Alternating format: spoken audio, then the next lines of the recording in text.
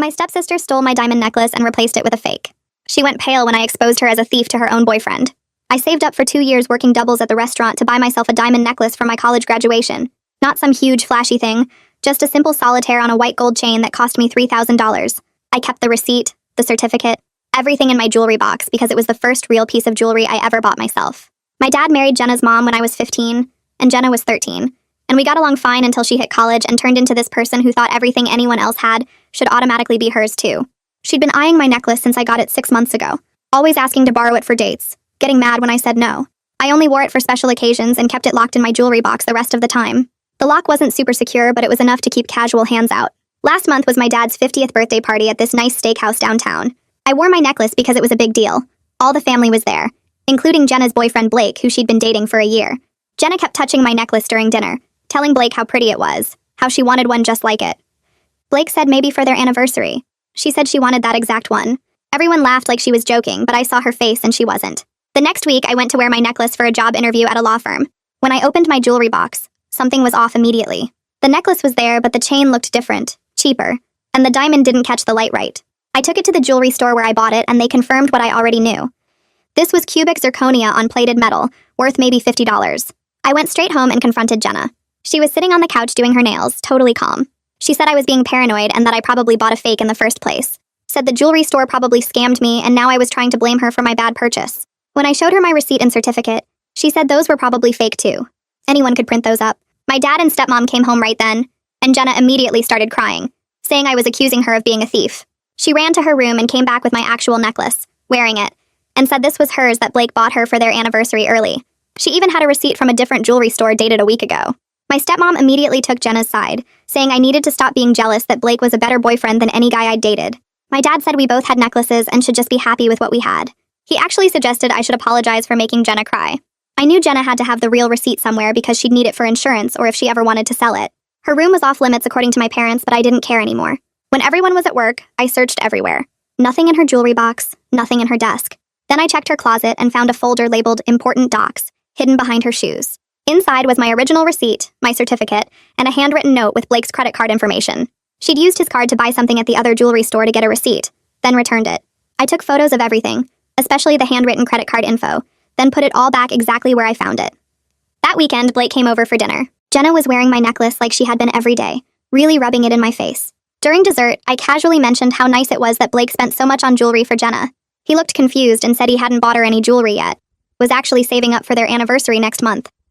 Jenna went white and said he probably forgot he bought her this necklace last week. Blake pulled out his phone to check his credit card app, saying $3,000 would definitely show up. Jenna tried to grab his phone, saying she meant it was a surprise he wasn't supposed to know about yet, but Blake was already looking at his statement. He saw the charge and the refund from the jewelry store. He asked Jenna why she bought and returned something from there. She started stuttering about how she was comparing prices. Then he asked to see the receipt she had. She couldn't explain why the receipt showed a purchase when his card showed a return. I pulled out my phone and showed Blake my bank statement from 2 years ago with the $3,000 withdrawal, the original jewelry store's transaction on the same day. Told him to check the serial number on the certificate against the necklace Jenna was wearing if he wanted to be sure. Jenna tried to say I was setting her up, but Blake was already done.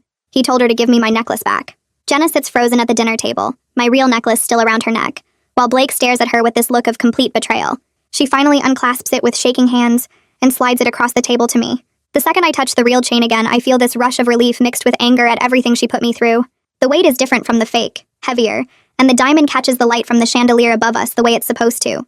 I close my fist around it and look at Jenna, who won't meet my eyes. Her face is red and blotchy from crying, and she keeps opening her mouth like she wants to say something, but nothing comes out. Blake stands up and tells Jenna they're done, that he can't be with someone who would steal and forge documents using his credit card information. Jenna starts crying harder and reaches for his arm, but he pulls away and walks toward the front door. She follows him, begging him to wait, to let her explain, but he just keeps walking. My stepmom immediately turns on me like this is somehow my fault for exposing what Jenna did. She stands up so fast her chair scrapes against the floor and points at me. She tells me I'm happy now, that I've destroyed Jenna's relationship and humiliated her in front of everyone. I don't respond because there's nothing to say to someone who thinks calling out theft is worse than the theft itself. My dad finally speaks up and asks Jenna directly if she really stole my necklace and faked the receipt. Jenna is standing in the doorway crying, and when she can't look him in the eye and just keeps crying, I see something break in his expression. His shoulders slump forward and he looks older somehow, tired in a way I've never seen before. Stepmom jumps in saying Jenna made a mistake and we should handle this privately as a family. She glares at me and says airing dirty laundry in front of Blake was unnecessary and cruel. I tell her I'm done protecting Jenna from consequences she earned, and stepmom's face goes even redder. Dad asks everyone to calm down, but his voice is weak and nobody listens. I stand up from the table, still holding my necklace, and walk to my room.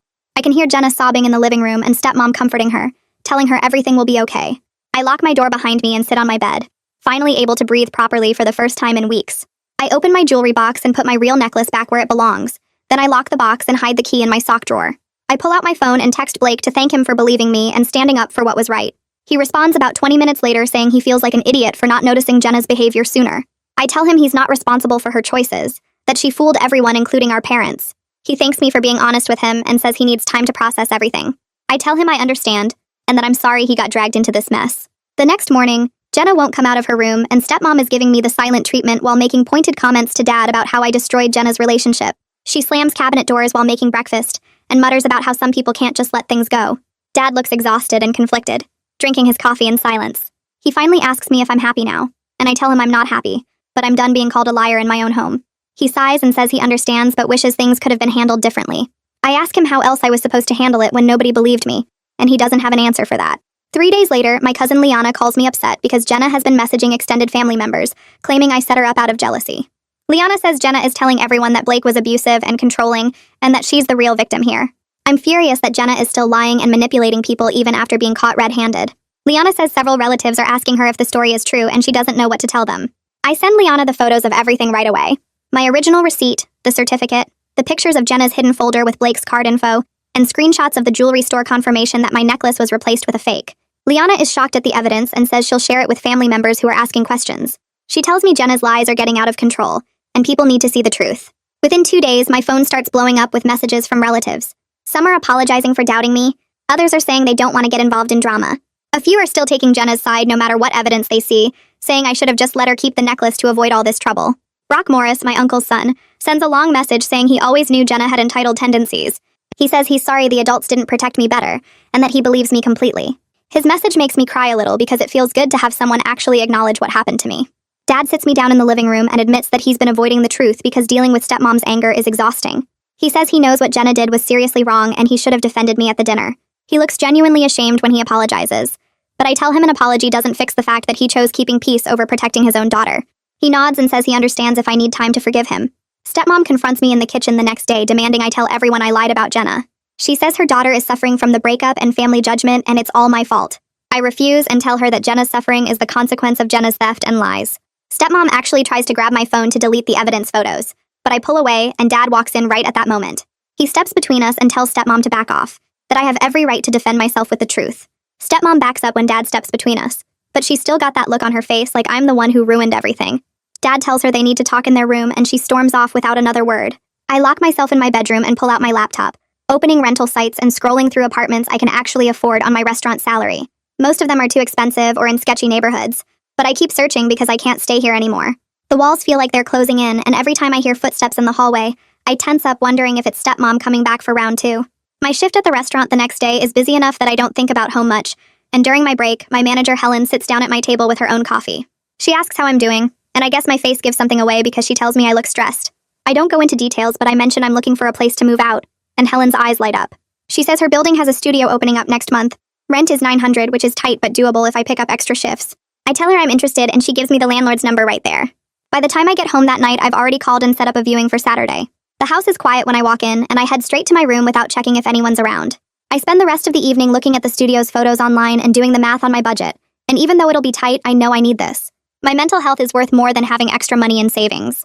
3 days pass with Jenna hiding in her room and stepmom giving me the silent treatment, which honestly is better than her yelling at me. Dad tries to act normal, but everything feels fake and forced, like we're all pretending to be a family when really we're just people stuck in the same house. Saturday morning, I drive to see the studio, and it's small but clean, with big windows that let in tons of light. The landlord is this older guy who doesn't ask too many questions, just wants first month's rent and deposit. I tell him I'll take it, and he says I can move in on the 15th, which is 3 weeks away. I sign the paperwork right there in his office, and when I walk back to my car, I feel lighter than I have in weeks. That afternoon, I start going through my stuff, figuring out what I'll take and what I can leave behind. I don't have much furniture since most of the bedroom stuff belongs to Dad, but my clothes and books and personal things will fit fine in the studio. On Sunday, Jenna finally comes out of her room while I'm in the kitchen making lunch. She corners me by the fridge with this whole speech about how sorry she is, how jealousy made her do terrible things, how she's learned her lesson and wants to make it right. The words sound rehearsed, like she practiced in front of a mirror and her eyes keep darting away from mine. I wait until she's done talking, and then I ask her straight up if she's actually sorry or just sorry she got caught. Her face changes immediately, the fake sad expression dropping away, and she snaps that I'm being unfair and not giving her a chance. She storms back to her room and slams the door hard enough that Dad comes out of his bedroom asking what's going on. I tell him Jenna tried to apologize, but it was all fake, and he sighs but doesn't argue. Later that night, I knock on Jenna's door and tell her through the wood that we need to talk. She opens it a crack and I can see she's been crying, but I don't let that change what I need to say. I tell Jenna straight up that I don't forgive her, and I don't trust her, and that we're going to be civil strangers living in the same house until I move out.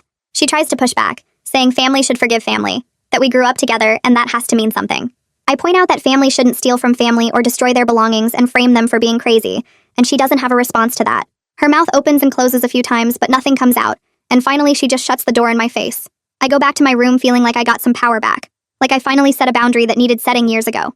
The next few days are tense but manageable since Jenna and I basically avoid each other completely. Dad texts me on Wednesday asking if I want to grab lunch on Saturday, just the two of us. I agree because I've been wanting to talk to him alone anyway, and Saturday afternoon we meet at this diner halfway between home and my work. He looks tired when he sits down across from me, older somehow than he did a month ago.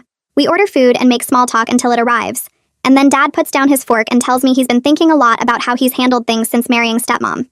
He says he realizes he's let her dictate too much about family dynamics, that he's been so focused on keeping peace he forgot his job is to protect his kids. He admits he should have believed me about the necklace from the start, should have stood up for me at that dinner instead of suggesting I apologize. The words sound genuine and his eyes are wet when he tells me he understands if I need distance, but he hopes we can rebuild our relationship separately from the mess with Jenna and stepmom. I feel something tight in my chest loosen a little bit, and I tell him I'm willing to try because he's actually taking accountability instead of making excuses. He asks if I found a place yet, and I tell him about the studio, and he nods and says he'll help me move if I want. The next 3 weeks crawl by with stepmom giving me the cold shoulder, and making pointed comments to Dad about how I've torn the family apart. She never says it directly to me, but I hear her through the walls, going on about how families are supposed to stick together, and how I'm being dramatic. I spend most of my time at work, or locked in my room, counting down the days until I can leave. I pick up extra shifts to save money for furniture and to avoid being home, and my coworkers notice I'm more stressed than usual, but nobody pushes for details. Helen checks in a few times to make sure I'm still planning to take the studio, and I assure her I'm counting down the hours. The day I sign the lease officially, I come home and start packing in earnest, boxing up my clothes and books and the few decorations I have. Dad knocks on my door that evening and offers to help me move, which feels like progress, like maybe we really can fix our relationship once I'm out of this house. Stepmom makes a big show of being too busy that day, saying she has plans she can't cancel, and Jenna stays in her room the entire time I'm packing. Honestly, I'm relieved neither of them wants to be involved because the last thing I need is stepmom's passive-aggressive comments or Jenna's fake apologies while I'm trying to get my stuff out. Moving day arrives on a Saturday morning and Dad shows up with a borrowed truck from his work buddy. We load boxes and bags into the back, making trips up and down the stairs while stepmom stays in her bedroom with the door closed. Jenna's door stays shut too, and I don't bother saying goodbye to either of them. Dad and I work in silence mostly, just focused on getting everything loaded, and when we're carrying my last bag out, he stops on the porch and gets emotional. His voice cracks when he tells me he's proud of how I stood up for myself even when it was hard, that he knows he let me down, but he's grateful I'm giving him another chance. I tear up a little because that's what I needed to hear months ago, but I'll take it now. We hug on the porch and then climb into the truck, and I don't look back at the house as we pull away. My new studio is on the 3rd floor of an older building with good bones and quiet neighbors. It's small, but it's mine. Just one big room with a kitchen area and a separate bathroom, but I don't have to share it with anyone who might steal from me. Dad helps me carry everything up, and we spend the afternoon setting up my bed and unpacking boxes. He leaves around dinner time and I order pizza, eating it sitting on my floor surrounded by half-empty boxes. The first week I organize everything exactly how I want it, hanging my clothes in the tiny closet and arranging my books on the shelf I bought at a thrift store. I put my jewelry box on my dresser and keep my real necklace in it, and every time I walk past I feel this sense of relief that nobody's going to touch it. Helen brings me a housewarming plant on Tuesday, a little succulent that sits on my windowsill, and Liana visits on Thursday with takeout and wine. We sit on my floor eating pad thai, and she tells me how proud she is that I got out, that she knows how hard it must have been.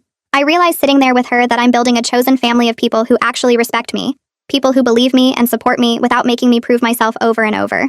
I establish a routine over the next few weeks where I see Dad for lunch every couple weeks, but I don't go to the house and I don't ask about Jenna or stepmom. Dad respects my boundaries and our relationship slowly improves now that we're interacting on my terms, without stepmom's influence hanging over everything.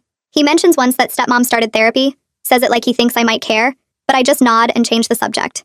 I don't wish her harm, but I also don't need to know about her progress or lack of it. My life is better without that drama, without constantly defending myself or watching my back. I work my shifts at the restaurant and come home to my quiet studio and watch whatever I want on TV without anyone commenting. I wear my necklace when I feel like it and leave it in my jewelry box when I don't, and nobody touches it or borrows it or makes me feel guilty for having nice things. 2 months after moving out, my manager calls me into her office and tells me she's promoting me to shift supervisor with a decent raise. I almost cry right there because I've been working so hard, and it feels good to have someone notice. The extra money means I can afford my rent more comfortably and still put some in savings, and I feel like I'm actually building a life instead of just surviving. My first day in the new position, I wear my real necklace to work, and when I catch my reflection in the bathroom mirror, I see someone who looks stronger than the girl who got called a liar in her own home. The necklace catches the light just right, and I touch it briefly, thinking about everything it represents now. It's not just a pretty piece of jewelry anymore. It's a symbol of everything I've overcome, and the self-respect I've gained by refusing to let people treat me like I'm worthless. I'm in a good place now with my own space where nobody touches my things or makes me feel crazy for protecting what's mine. My boundaries with Dad are healthier because we meet on neutral ground, and he doesn't bring stepmom's drama to our lunches anymore. I haven't spoken to Jenna or stepmom in months, and honestly, it's exactly what I need for my mental health and peace of mind. Some relatives still send me messages every few weeks saying family should forgive and move forward, that holding grudges only hurts me in the end. My aunt called last week saying Jenna misses me and wants to apologize properly this time, but I've heard that story before and I'm not interested in round 2 of her manipulation. I've learned the hard way that protecting my peace is more important than maintaining relationships with people who don't respect me or my boundaries. Blake texts me occasionally to check in, and we've become casual friends, which is nice because he gets what I went through without me having to explain everything. I'm genuinely happy with the life I'm building on my own terms, working my way up at the restaurant and saving money in my studio apartment where everything stays exactly where I put it.